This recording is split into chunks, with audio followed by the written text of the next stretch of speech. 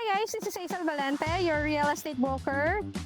Nandito tayo ngayon sa La Vista Executive Village, located here in along Paliko, Nasugbu Road, dito sa Nasugbu, Batangas, to feature this property, newly developed property ni Santa Lucia Land. So, this property is only 17 hectares. So, napakaliit niya. The average lot size is, for the residential is 120 square meter up to 300 square meter. We also have here the commercial.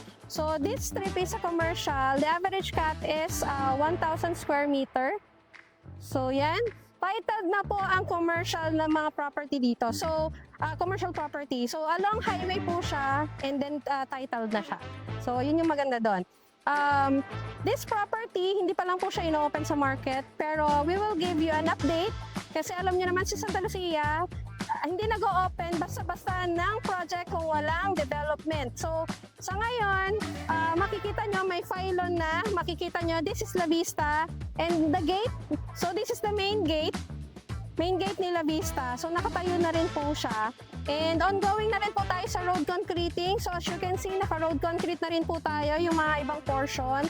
And yun, may mga drainage na rin po tayo. So, hopefully this year, magkaroon na rin po tayo ng license to sell. Take note po ha, wala pa po tayong license to sell, okay? So, nagpo-promote pa lang tayo, nag-update pa lang po tayo kung ano man ang development po dito sa La Vista Executive Village dito sa Nasugbu, Batangas. So dito sa area na to, if you are looking for mga sa mga ano natin, necessities natin, we do have the market. So nasa Nasugbu town siya. From here, around 15 minutes to 20 minutes drive. So nandun na po si Save More, nandun na po si Walter Mart, nandun na po si Nasugbu Public Market. So marami pong choices, mas fresh po ang pagkain. If you want naman na going to Tagaytay, if you're going to Tagaytay, that's only 30 minutes drive. Nasa Tagaytay na po tayo. Kung gusto nyo pong kumain ng bulalo, napakalapit. Okay? And if you are looking for a school, kung starting family pa lang po tayo at naghahanap po kayo ng school, ang pinakamalapit po natin dito is the Batangas State University. And for the hospital naman, the Jabez Hospital and also the Nasugbu Doctors Hospital. So, yun ang pwede nating puntahan.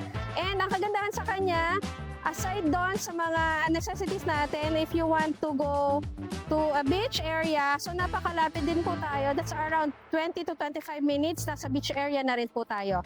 So, nandito tayo sa area na kung saan pwede kang manirahan, pero pwede ka pa rin mag-enjoy both worlds. So, malamig at may mainit.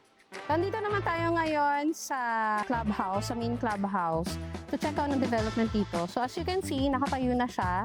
Ready na yung events area. Hindi lang natin siya mapasok, pero buo na siya. Pwede na actually magamit. Pero the swimming pool, which is nasa likod naman siya, dalawa yung pool dito, isang kiddie pool and isang adult pool, so malaki siya.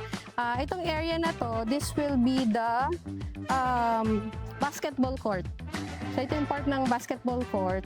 Tapos sa likod yung pool. And on the other side, nandun naman yung picnic area.